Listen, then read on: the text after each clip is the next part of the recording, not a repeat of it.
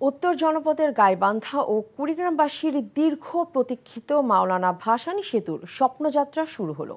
সুন্দরগঞ্জ ও চিলমারী উপজেলার মধ্যে সংযোগ স্থাপনকারী সেতুটি দুপুরে উদ্বোধন করেছেন অন্তর্বর্তী সরকারের স্থানীয় সরকার উপদেষ্টা আসিফ মাহমুদ সজীব ভূঁইয়া।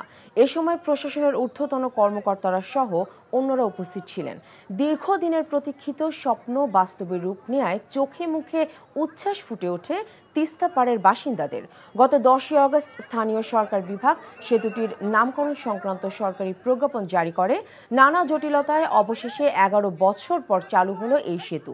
সৌদি সরকারের অর্থায়নে ও চায়না স্টেট কনস্ট্রাকশন ইঞ্জিনিয়ারিং লিমিটেডের তত্ত্বাবধানে সেতুটি নির্মিত হয়েছে। প্রকল্পে ব্যয় হয়েছে 885 কোটি টাকা।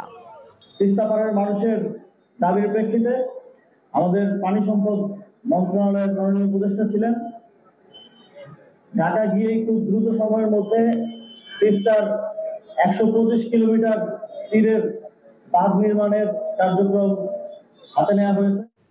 বান্ডেল থাকলে প্রতি সেনমানিতে টাকা বাঁচবে। বিকাশ সেনমানি বান্ডেল কিনে জিতুন প্রতি লেনদেনে।